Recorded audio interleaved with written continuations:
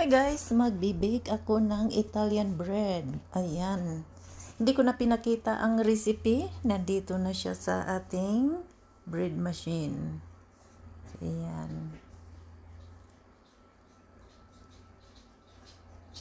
Ayun, naka-rise na siya.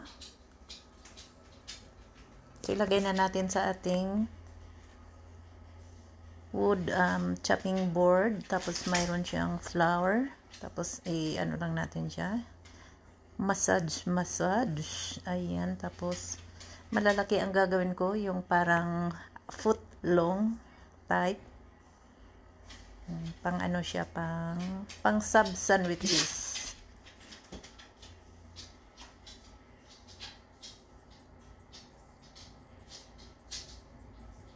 Isara lang natin. Para hindi siya bubuka.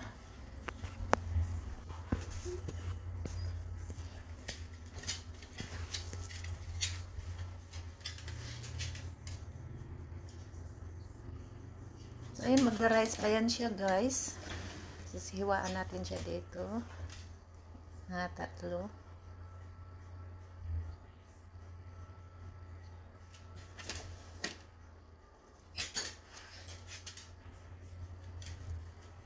So, ayan, mayroon tayong nagawang tatlo. Mayroon tayo ditong gatas pang glaze bago natin siya i-bake. Yeah. Lagyan natin ng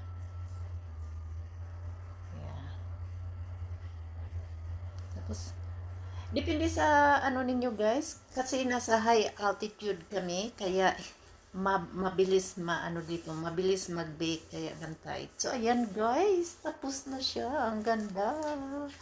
So, this is footlong. Pang nga siya, pang sub sandwiches. Tapos, papalamigin natin sa sa tray. Tapos, pagkahango natin, mag-glaze para manatili siyang moist. Para hindi mag-dry yung top. Ayaw ko yung bread ko na kasi dry.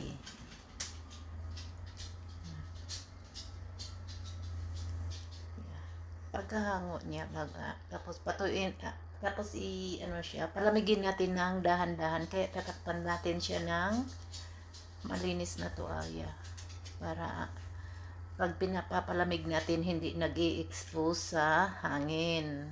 O, diba? So, iwanan lang natin sa countertop sa taas ng